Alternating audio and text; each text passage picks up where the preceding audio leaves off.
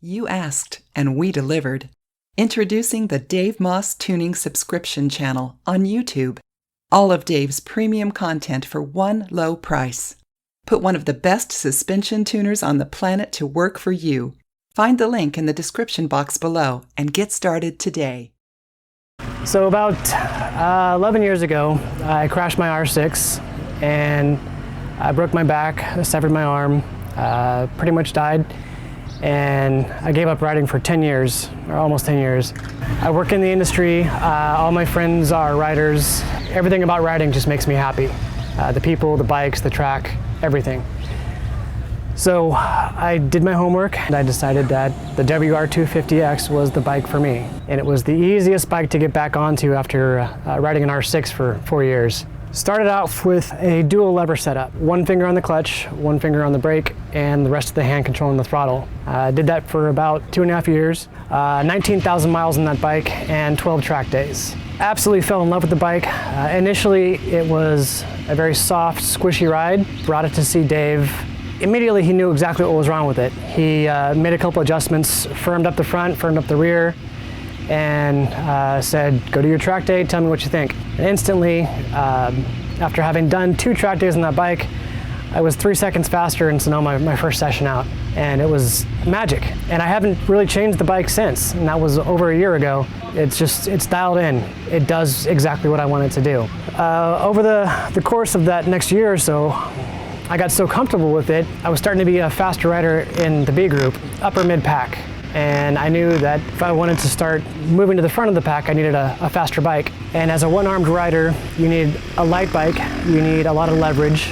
With all the homework I was doing, the 2 bikes I knew that I needed was either the 690 SMC from KTM or the brand new Husqvarna 701. The 701 came with a warranty.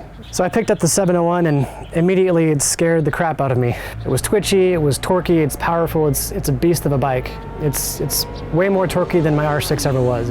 But over the course of a few weeks, I got used to it. Dave took one look at it and said, this is what we need to do. He adjusted the compression, the rebounds, set the sag, set the geometry for me. It is the most stable bike I've ever ridden. On the freeway without a stabilizer, no head shake. I've never come close to a tank slapper, unlike every other bike I've owned. Did one track day at Buttonwillow a few weeks ago. The bike had a tendency to pogo, so it would dance a little bit. Brought it back, told Dave what was going on. He said, well, take a picture of the tires. Sadly, I didn't do that. In my mind, I had scrubbed off all of the track wear and said, well, how about next time I go to the track, I'll take a picture of the tires and I'll send it to you. Well, Dave came today, and after each session, the first session actually, he took one look at the tires and said, your compression's too soft. One look at the tires, didn't even touch the bike. Increased the compression in the front, softened up the rear, and all of a sudden, it was a brand new bike.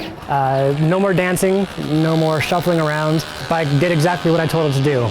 It's a supermoto, so it dives in the corners, but the one little tweak he did to stiffen up the front, minimize that. So now I have 100% confidence in the braking. All I have to do now is point the bike and it just goes. I can trust it, and within 2 sessions I'm already doing at least 5 seconds faster a lap. I'm still getting used to the bike, but for just a couple of minor adjustments, to me that's incredible. So that pretty much brings us to where we're at now, and I all of a sudden fell in love with this bike that I've liked but wasn't in love with like I was with my WR. Now I have 2 bikes that I'm in love with. You're a polygamist. I'm a polygamist, yes.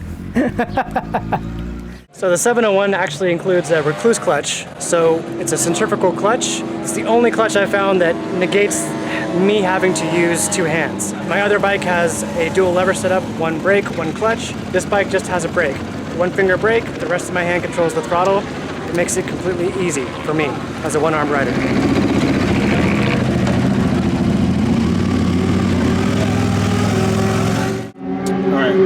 See the rubber balls on the back of the tread? Yep. That says the tire's overheating. Now, if you look on the leading edge of the tread, there's rubber debris on it as well.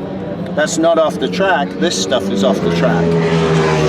So your tire pressure on a soft carcass tire, right?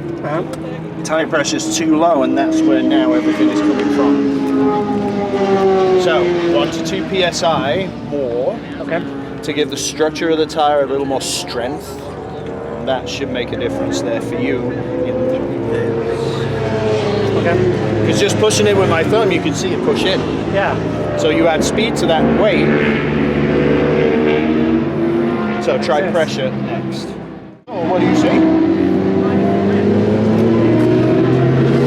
It's a little bit on the front. Yeah, a lot worse. So more pressure front and rear. 1 in the back, 2 in the front.